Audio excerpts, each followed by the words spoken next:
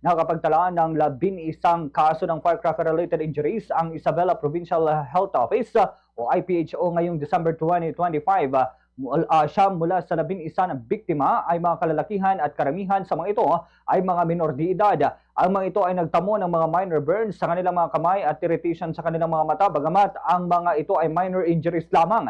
Ilan sa mga paputok na ginamit ng mga ito ay Angquitis, Piccolo at 5-star. Sa panayam ng Bombo Radio Kawain kay King Alabon, Nurse 2 ng Health Education and Promotion Unit ng IPHO, sinabi niya na ang naturang datos ay bagyang mas mataas kumpara noong nakaraang taon na nakapagtala lamang sila ng 8 kaso sa kaparehong panahon.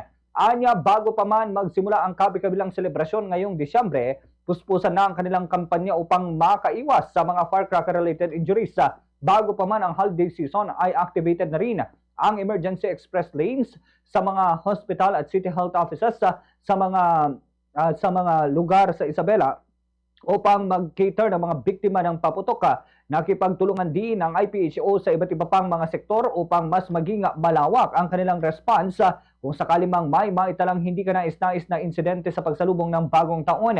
Samantala, firecracker-related injuries ay mahigpit din nilang binabantayan sa ang mga sakit na madalas na maitala tuwing holiday season at gaya na lamang ho ng ubot, sipon at iba pang mga karamdaman.